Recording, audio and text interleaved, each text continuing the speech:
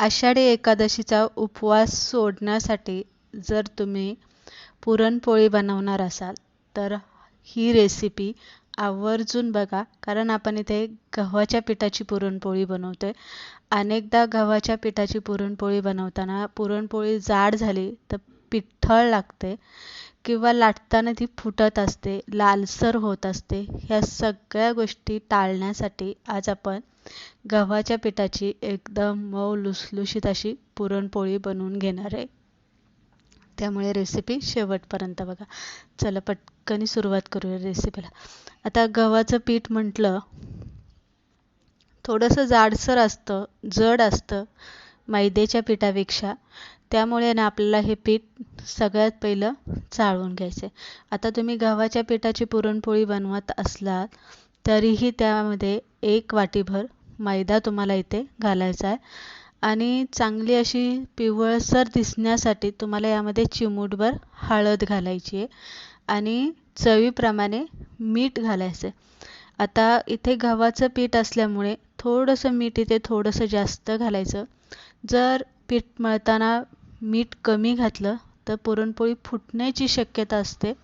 त्यामुळे मीठ व्यवस्थित घालायचं. आणि आता आपण नेहमीच्या चपातीला मळतो त्यापेक्षा हे पीठ आपल्याला थोडंसं सैलसर मळायचं आहे, कारण पुरणपोळीला असं घट्ट चपातीसारखं पीठ अजिबात मळायचं नाही आहे, तर ते सैलसर मळायचं आहे. म्हणजे पुरणपोळी चांगली अशी पातळ लाटता येते आणि जेवढी लाटेन तेवढी ती अशी पसरली जाते.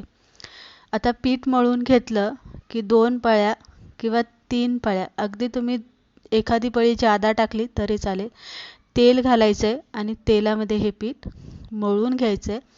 आपलं पुरण आमटी शिजेपर्यंत हे पीठ जे आहे ना ते चांगलं भिजलं जातं. पीठ मळून झाकून साईडला ठेवलेलं आहे. आता इथे डाळ घेतलेली, साधारणतः 5-6 लोकांना पुरेल एवढ्या पुरणपोळ्या मी इथे बनवणार आहे. त्यामुळे अर्धा किलोपेक्षा थोडीशी जास्त असू शकते ही डाळ. डाळ चांगली धुवून घ्या. नंतर ना कुकरमध्ये डाळ जर तुम्ही शिजवत असाल तर 6 किंवा 7, जास्तीत जास्त तुम्ही 7 शिट्ट्या इथे घेऊ शकता. डाळीचा गाळ होत नाही आहे, पण डाळ चांगली शिजली जाते मऊसूत. त्यामुळे 6 किंवा 7 शिट्ट्या ह्या मोजून तुम्हाला कुकरला घ्यायच्या आहे. कधी कधी आपण कुकरला डाळ शिजवताना आपला अंदाज चुकतो. कमी झाल्या तर डाळ कच्ची राहते, जास्त शिट्ट्या घेतल्या तर डाळीचा गाळ होतो. म्हणून मी तुम्हाला हे अंदाज प्रमाण सांगते किती शिट्ट्या घ्यायच्या. 7 शिट्ट्या मी इथे घेतलेल्या आहे. कुकर पूर्ण गार होऊन द्यायचा. आणि हां, डाळ शिजवताना पुरेसं पाणी यामध्ये घालायचं. डाळ शिजवतानाच त्यामध्ये थोडीशी हळद आणि थोडंसं 1 पळीभर तेल घालायचं, म्हणजे डाळ चांगली शिजली जाते. नंतर ना कुकर गार झाला की एका गाळणीमध्ये डाळ चांगली अशी वेळून घ्यायची. वेळून घेतली, गरम असताना मॅचरनी तांब्याने तुम्हाला ज्याने जमेल त्याने अशी डाळ हटवून घ्यायची, म्हणजे चांगली बारीक मॅच करून तुम्ही इथे घेतली तरी चालेल. आता ही कढईमध्ये घालून घेऊ. पुरण बनवताना आपल्याला जेव्हा पुरण गूळ साखर घालून कोरडं करून घ्यायचं असतं, शिजवून घ्यायचं असतं, तेव्हा जाड बुडाची कढई इथे तुम्हाला वापरायची. आणि शक्यतो ॲल्युमिनियमची कढई असेल जाड बुडाची, ती वापरली तर अतिउत्तम. पुरण तुमचं करपत नाही आहे. आणि पुरण जर करपलं ना तर मग ते कडवट लागतं, त्याला वास लागतो. आता इथे गूळ साखर, थोडी वेलायची पावडर घाला, सुंठ पावडर घाला, जायफळ पावडर घाला आणि चवीप्रमाणे थोडंसं यामध्ये मीठ घालून घ्या. आणि पुरण पूर्ण कोरडं होईपर्यंत पुरण इथे हलवत राहायचं. काय असं हलवत राहायचं आणि घट्ट झालं की गार करायला ठेवायचं. पुरण पूर्ण गार झाल्यावरती वाटून नाही घ्यायचं, तर पुरण थोडंसं गरम असतानाच पुरण वाटून घ्यायचं, म्हणजे पुरण चांगलं वाटलं जातं. आणि सगळ्यात महत्त्वाचं म्हणजे पुरण चाळणीतून पटकन असं गळतं. शक्यतो पुरण हे चाळणीतून वाटण्याचा प्रयत्न केला तर चांगली गोष्ट आहे, कारण मग पुरण असं चिकट अजिबात होत नाही, मोकळं सुटसुटीत असं पडतं. तरीही पुरण जर तुमचं ओलसर असेल तर असं पसरून हवेवरती ठेवा आणि थोडा वेळ त्याला कोरडं होऊन द्या. पाणी जे असतं ते उडून जातं आणि पुरण कोरडं होतं. आपलं पुरण व्यवस्थित झालेलं आहे. आता आपण पुरणपोळी करायला घेऊया. गव्हाचं पीठ आहे,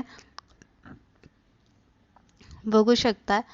चांगलं असं सैलसर मळेल आणि थोडंसं टेचलं ना तुम्ही पाट्यावरती तरी चालेल. जितकं तुमचं पीठ असं ताणेल तेवढी पुरणपोळी चांगली अशी गुलगुलीत मऊसूत येते. आता एक छोटा पिठाचा गोळा घेतलेला आहे, हातावरतीच पारी करून घ्या आणि नंतर तुम्हाला त्यामध्ये जेवढं तुम्हाला पुरण भरून ती करायची तेवढं तुम्ही तुमच्या अंदाजानुसार पुरणाचा गोळा करून त्यामध्ये ठेवा. उंडा व्यवस्थित बंद करायचा आहे आणि सगळ्यात महत्त्वाचं म्हणजे पुरणपोळी लाटताना पिठी जी वापरायची ती मैद्याची वापरायची आहे आणि पुरणपोळी कडेने पहिली लाटायची आणि मग मधी लाटायची, म्हणजे पुरणपोळी फुटत नाही. आणि सगळ्यात महत्त्वाचं म्हणजे गव्हाच्या पिठाची पुरणपोळी ना पातळ लाटायची, जाड अजिबात ठेवायची नाही. पातळ लाटायची म्हणजे चांगली भाजली जाते, खरपूस आणि खायला छान लागते. आता भाजताना पुरणपोळी काय करायचं आहे, तवा हलकासा गरम करायचा आणि गरम केला की मग पुरणपोळी घालायची. जास्त गरम केला आहे तवा आणि पुरणपोळी घातली तर तुमची पुरणपोळी 100% तव्याला चिटकणार आणि करपली जाणार. पण तव्यावरती पुरणपोळी घातली की गॅस जास्त बारीक ठेवायचा नाही आणि जास्त मोठाही ठेवायचा नाही. मिडियम गॅसवरती पुरणपोळी भाजून घ्यायची. जर तुम्ही जास्त बारीक ठेवला तर तुमची पुरणपोळी जी आहे ती फुगणार नाही आणि मोठा ठेवला तर पटकन करपेल. मिडियम ठेवा म्हणजे ती चांगली फुगेल आणि व्यवस्थित भाजली जाईल.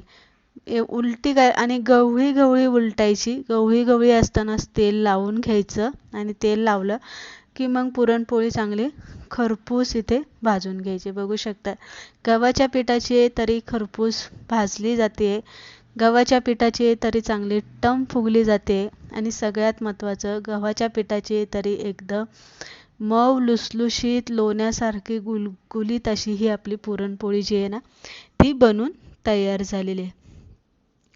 इथे कुठेही पुरणपोळी फुटलेली नाही आहे, कडक झालेली नाही आहे, एकदम मऊ लुसलुशीत झालेली. 2 दिवस जरी तुम्ही ही अशी उघडी ठेवली तरीही ती मऊ लुसलुशीतच राहणार आहे.